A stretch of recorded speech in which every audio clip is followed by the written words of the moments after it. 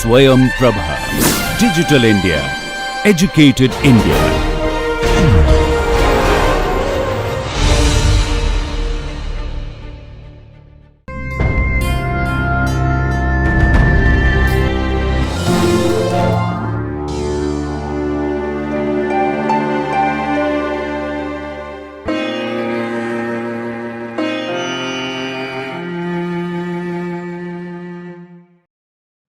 Welcome dear students. This is a video for the subject of education for the course of Bachelor's in Education and for the paper of Educational Technology.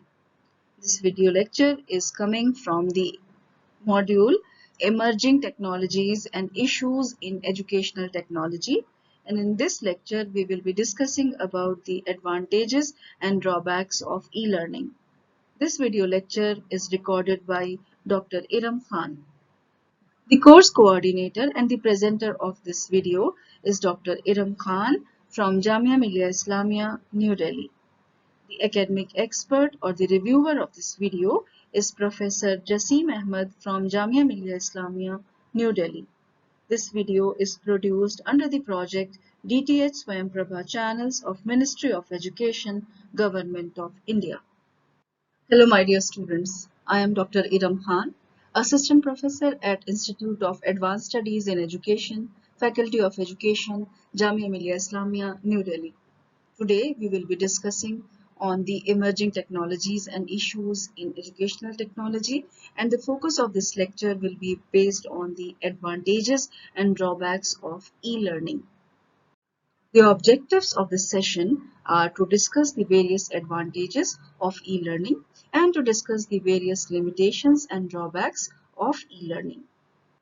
So first we will start with the advantages of e-learning. In the previous lessons or the lectures, you have already seen that what exactly is e-learning, what are the different modes and stages of e-learning, what are the different ways in which we can promote e-learning. Here we will be discussing about the advantages.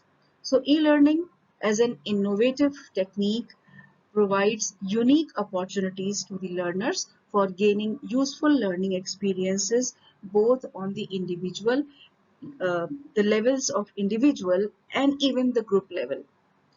There are a lot of advantages which we can find from the e-learning services. Let us see few of those. The first point which I would like to mention is that most of the learners who may not have time and resources for getting access to the traditional uh, classroom teaching learning experiences, or the experiences which are only possible in a very conventional type of class bound way, they may get these experiences at their own convenience by the means of e-learning. A learner can now satisfy their desire and like they can fulfill their ambition of getting access to the educational institutions. Even in case of higher education, we are finding this trend, this basic trend happening a lot, that the students are coming up, and because if a student has gone to a job or for earning his or her wages, then it becomes a little difficult for going to that traditional system which actually calls for attending the classes. So these learners who are willing to continue their studies along with the jobs, they are coming and getting the courses. And there is another way, when somebody is having a kind of hunch of studying or learning some skill just for the sake of studying or for a hobby purpose, without leaving the job or the wage earning point, they can, without compromising their situation, their comfort, and without feeling any kind of handicap in any of the forms, they can actually come up with this e-learning way. Here they will be allowed to pursue their studies along with their jobs, along with their daily life chores, and they will be in a position to learn by the means of this e-learning activity. So the learners can access information and educational contents at any point of time according to their own pace and at their own place. So this is the foremost advantage. Then the next thing which can be seen as an advantage of e-learning is that e-learning has enough potential to make the education, the instruction, and the learning opportunities provided to the learners adaptable to their needs. In terms of their mental capacities, their level of adapting to a skill, their localized and contextualized needs, and the resources which are available to the learners. So this is the potential of e-learning, that it is adaptable according to the situations or circumstances of the learner. Then the third advantage is that e-learning has a unique feature of arranging and access to the same quality, whatever quality of that content which is provided to me through the e-learning service will be provided to you. So the quality of the content to a full-time student or to a person which is provided through a e-learning service is the same to everybody. And the best of the world's educational content and the treasury of those e-resources, the material and the opportunities are available through e-learning to an increasing number of learners. And if we talk about those underdeveloped countries where still education is a luxury and it is actually provided or given only to the haves, even the have-nots are in a position to get the same quality education through this e-learning methodologies, which the students who are sitting and in the developed countries, to the richest of the countries, the same content, the same instruction, the same teacher, every single quality which is provided to somebody sitting in a developed country is provided to the person who is sitting in an underdeveloped or a developing country. So this is again a kind of very particular, very nice advantage. Then, unlike the traditional classroom education, the e-learning can cater to different learning styles and promote collaboration among students from different localities, from different geographical locations, demographies, cultures, regions, different states and countries. Those who are speaking different native languages, even they can get their this education by this e-learning course. So this again is a unique feature. E-learning can prove an effective media and the tool for facing the problems of lack of the trained and like a very excellent or competent teachers. Then the scarcity of schools, the infrastructure which is very much required. If that infrastructure is not available, it will be very difficult for a child or a parent to send their child to the schools. The material facilities for providing quality education to the number of students who are residing in the far and wide corners of the country. So it is difficult for a if physical facilities are not available, that a parent would send her child to a normal physical school. But in case of e-learning, nothing is required. This is because it requires only a device or a simple way through which you can access the material. So rest of the variables can be controlled. So this is again a positive point.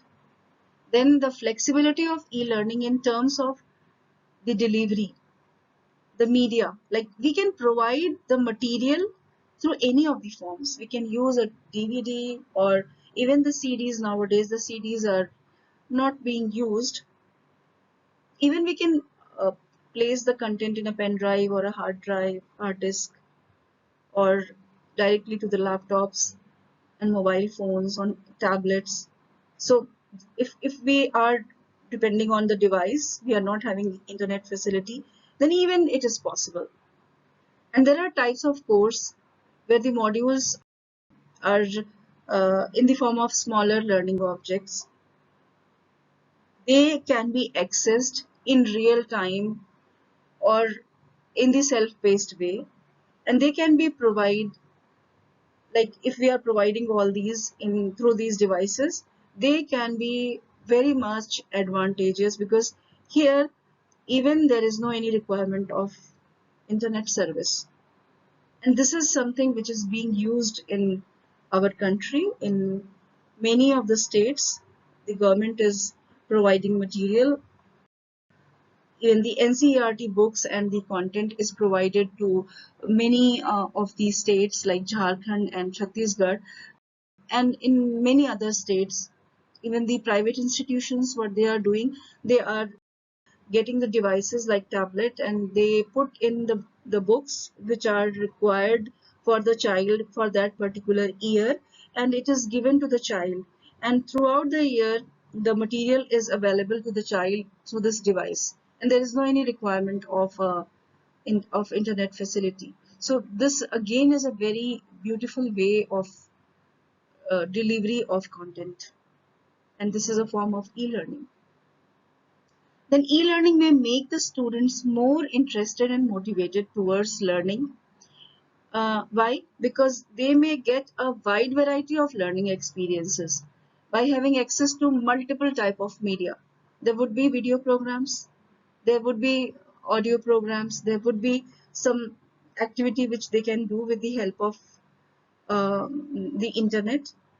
There will be some web-based technology, and even certain mobile applications would be integrated with the system. So the students will be having a lot of ample opportunity to interact with the system and do certain type of verbal and non-verbal presentations of the uh, of whatever they are learning. So here they are not passive learners. They are doing something, they are interacting with the system, with the material in different ways, in through verbal system or through non-verbal system, but the activity, this learning activity is happening in an interactive way. So this makes the students very much interested and even motivated. The next advantage can be considered as the opportunities of having an online, even offline, and even in various cases live interaction between the students and the teachers, and among the students themselves. They can even interact with each other. The peer group members, they can form a peer group, like a discussion forum, where few of the students can formulate a group, and they can solve or they can work on a problem in that particular group. And in this way, the task of e-learning can be a joyful activity and a best alternative to the live face-to-face interaction and the real-time sharing of the experiences of a traditional classroom setting. Because everything is happening, even the peer group interaction is happening. They are working in collaboration. So nothing is actually lacking. So this is again something which is very much useful, and if you utilize the services in a better way, you as a teacher will be in a position to make this classroom, which is e-learning based, so much interactive and interesting for the students. Then e-learning through audio visual recording technology has a unique advantage of providing learning experiences that can be paused and reversed for observing. Like you can make a pause at some point of time where you feel that you are not in a position to comprehend. You can even go back, you can move forward. So this type of possibilities are there. where you can actually utilize the e-learning technology, or of using the audio-visual aids in your own pace, learning and imitating at the same time. Suppose you want to repeat whatever the teacher is saying in the video, that can be done. You can actually go with like making a pause at that point, or making a you can go back and you can just replay. You can speak up along with the teacher, and then in this way you can work in your own pace. So the convenience of the learner is the most important factor here, and this type of self-pacing provides a special weightage to the process of learning. This is something which I normally use when I'm practicing some sort of difficult words, the pronunciation of difficult words which are alien to me. Being an Indian, there are certain words which are pronounced in a very peculiar way in English. So whenever I'm stuck with any of those terminologies, that what is the right way to speak up those words, I go for the audio dictionary. A lot of audio dictionaries are available, and going with these dictionaries, they provide the audio like aid to you. You can go ahead with repeating with this audio, and after repeating twice or thrice or a few more times, you will be in a position to pronounce that word in a very proper way in which it is pronounced. So this is a very perfect way of learning on your own pace, on your own way. So the next advantage can be that it may also provide opportunities for testing and evaluating the learning outcomes of the learners through teachers, through peer group members, and even auto instructional devices and the software which are available with the reading material online or through the internet and mobile phone facilities, mobile applications, and it may work for them, for the students, as a desired source for the proper feedback along with the needed diagnostic and remedial teaching. So because every aid is provided, the remedies are provided, so the students can uh, on their own pace they can go for resolving their problems, getting the remedies. The next point can be that learning experiences through the means of simulated and gaming techniques is also nowadays becoming very popular. So these may also provide the benefits of getting very kind of sound and rich experiences on the useful pedagogical footings of playway. Like nowadays, playway or toy methodology, toy pedagogy, these things are the spirit of play is something which is very much cherished.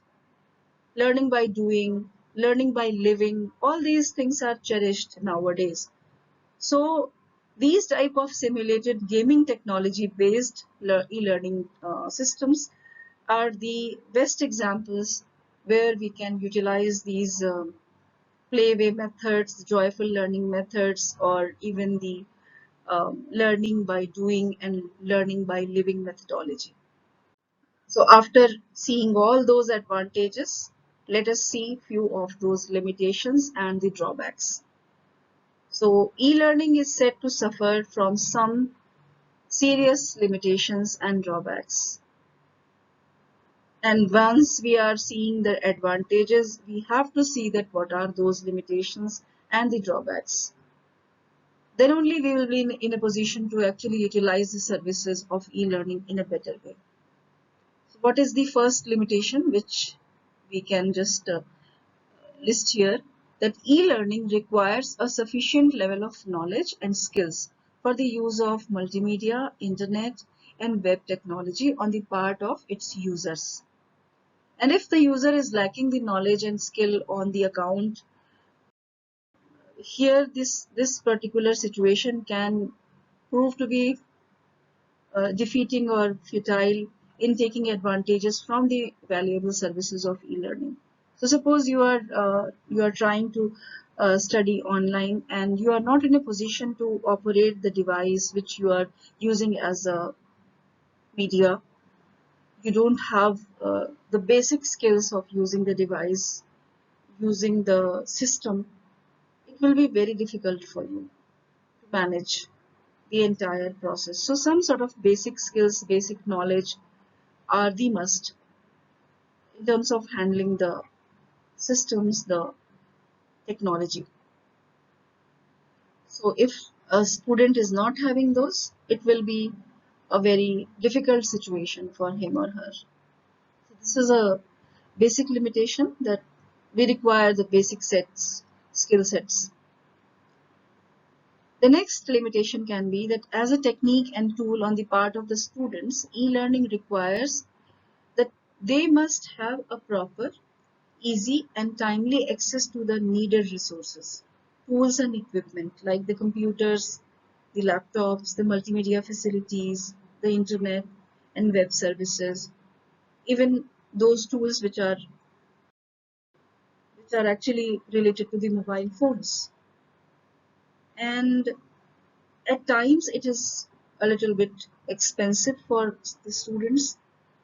They should, if the administration or the government is providing all these things on affordable rates to the students, where a very little cost is involved, or maybe there is no cost involved, then it may be easier for them to access. But suppose in a household there is just one mobile phone, and there are four siblings or four people who are studying at a time, and they all are utilizing the service of this only mobile phone which is available with the household.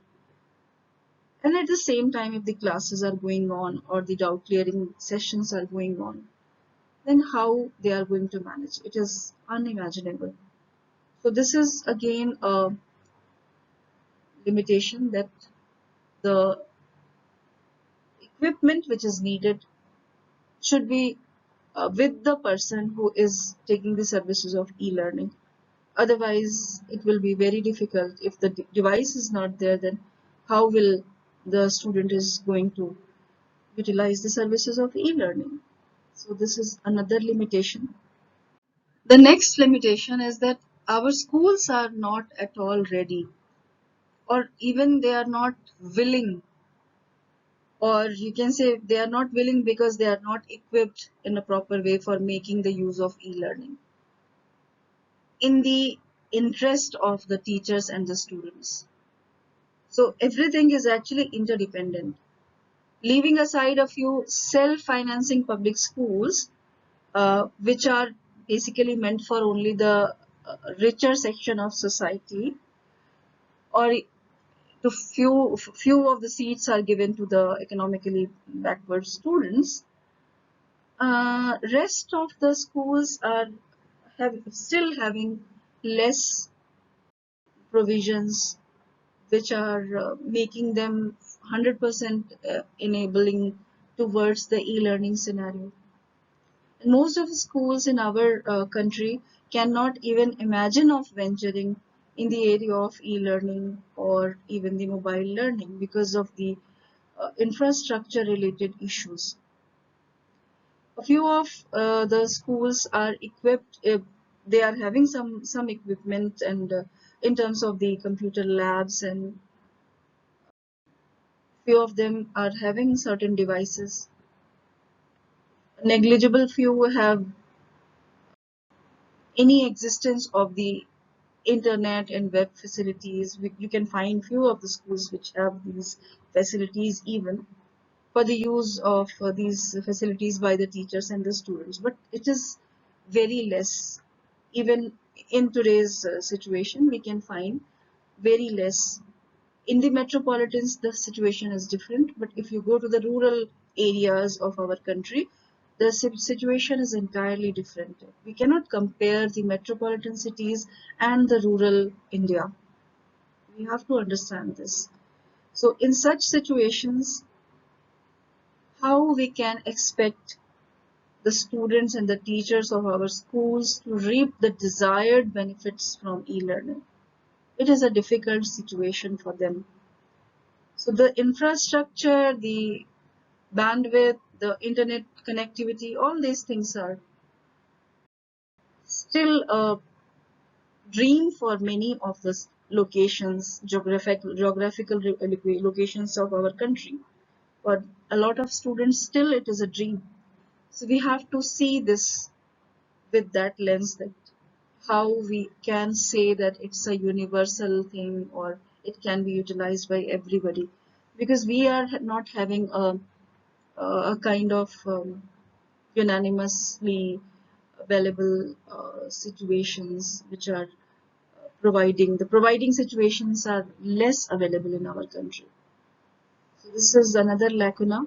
The next is that there is no proper provision of equipping the teachers in their pre-service or in-service programs for getting acquainted with the knowledge and skills which are required on their part for the use of e-learning at their own workplaces. What happens as a result, that the teachers neither have any inclination towards e-learning nor have any competence for its organization in the school or providing guidance to their students in the use of e-learning systems. Nowadays, a lot of initiatives are being taken by Government of India, like there is Inishta program where online training is provided to the in-service teachers.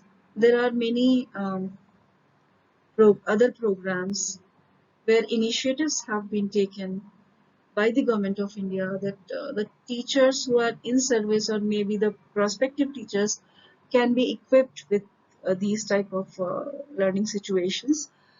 But still we are way back, like we are not in a position to say that we are 100% ready for the e-learning situations in our country. We have to work a lot, and we have to make ourselves equipped for the better future. If we want to make e-learning as a fashion or as a mode of our country's education system, then we have to work a lot on the training part of our teachers and the students. Then the feeling of isolation, which is experienced by the users of e-learning, is one of the major drawbacks, which is quite visible in any system of distance learning, including e-learning.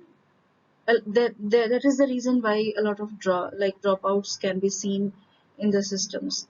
They are found to be devoid with the face-to-face interaction and humanistic touch, which is profoundly available in the traditional classroom setup. The teacher and student relationship, that is somehow missing. And that is why the type of individual attention, the diagnostic testing, and the remedial instruction, the warmth of the feeling towards each other, and whenever there is some requirement of a counseling or some sort of guidance, supervision, and some feedback is required in real time settings or in a prevalent classroom system, these type of things are hardly available in the e-learning programs. They are a little bit mechanical. So the lack of the opportunities for co-curricular, social participation, and community sharing experiences may prove some sort of difficulty to the students of e-learning in their proper physical, social, and emotional development, because we always think of developing the students in all walks of life. The all-round development is our motto. So somehow that is also less possible in the e-learning situation because of the lack of that humanistic touch. Then an overall attitude of the learners, the teachers, the parents, even the educational authorities and the society is usually found to be negative towards the process and the products of e-learning. They always think that the actual learning happens only in a face-to-face way. And this has resulted in disfiguring e-learning in terms of its cost effectiveness. To arrange for a system of an effective e-learning basically proves very costly, either in terms of its installation or the paying of fee by the end user.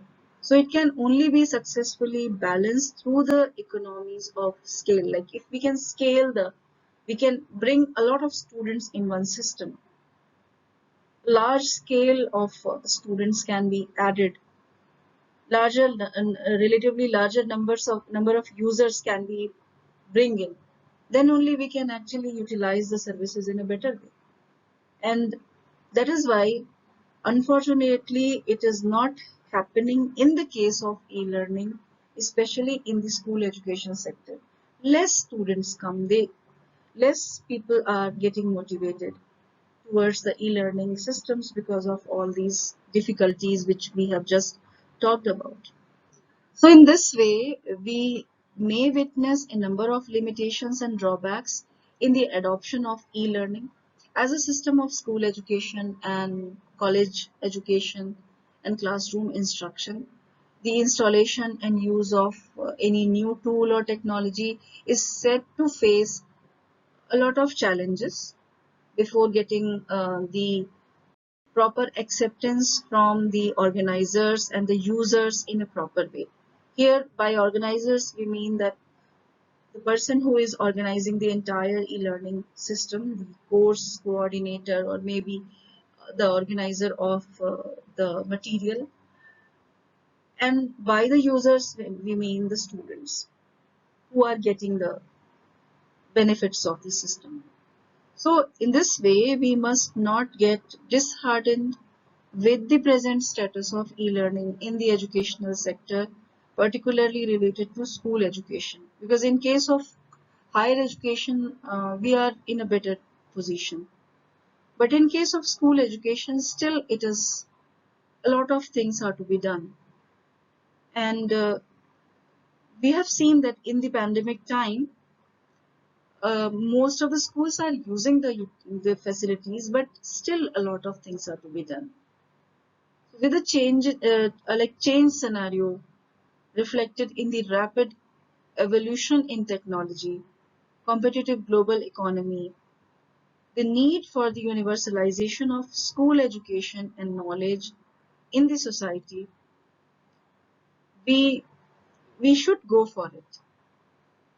We have got a situation where there is a lack of trained teachers. The citizens of the developing countries, they urgently require the support. They require some sort of alternative services for our existing system of education and instruction through properly organized and guided system of e-learning and e-courses. For them, it is a leash of life which can save them. So e-learning can be strengthened a lot so that we can reach to the not-haves, those who require the systems, those who require the quality education, and they are deprived with the best human resources and the best material in face-to-face mode. They can get the benefits through this e-learning system. So we must try to follow the middle path in view of the strengths and limitations of both e-learning and the traditional formats of learning.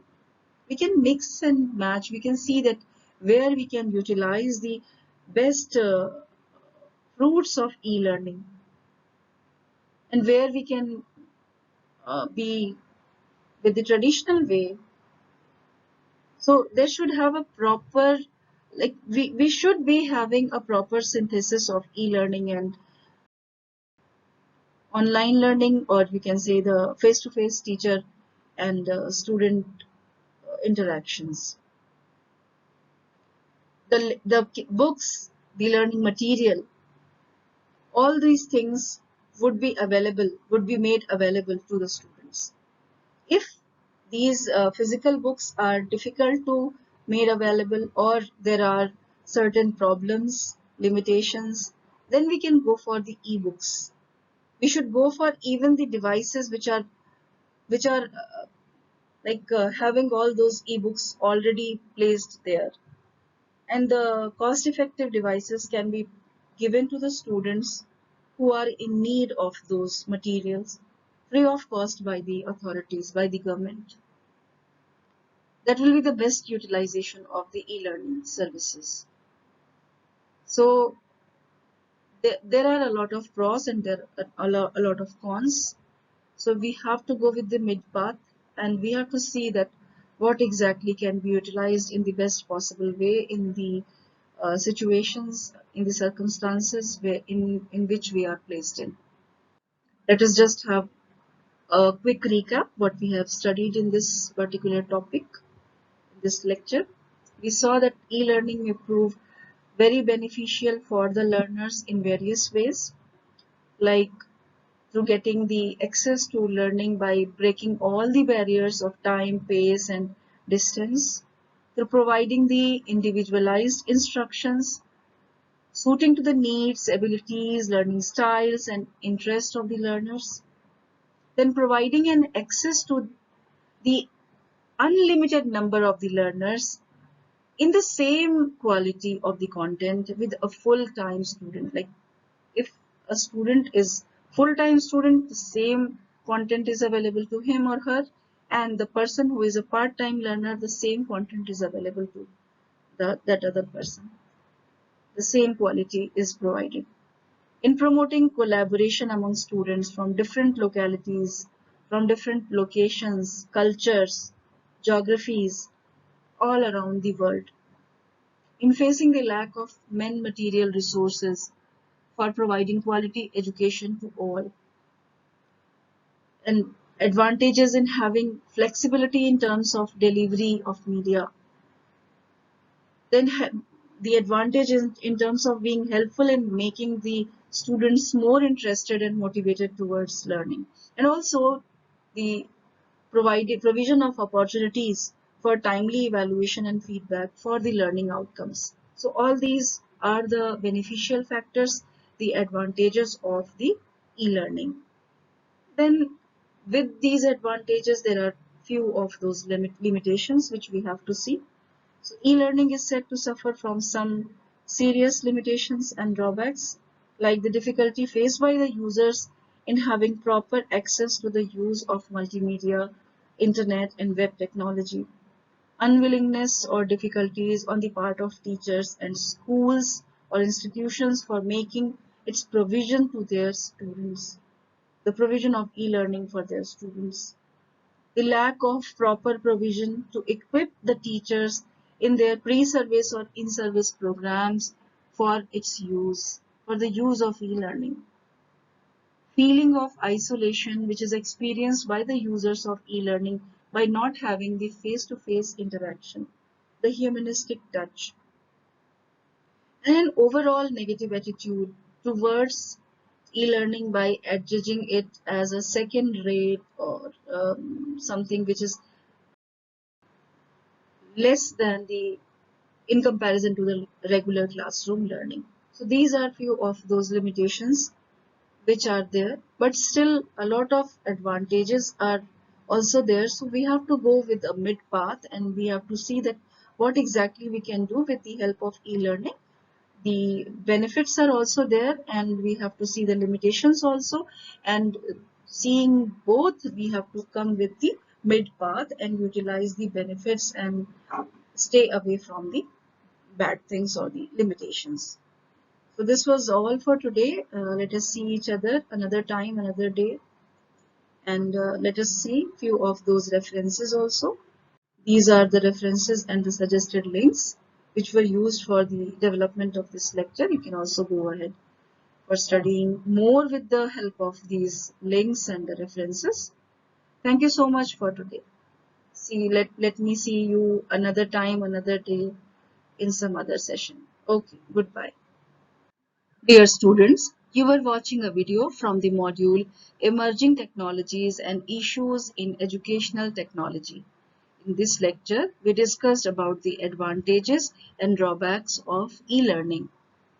This video lecture was recorded by faculty at home during the homebound situation of COVID-19 pandemic using minimal technical resources.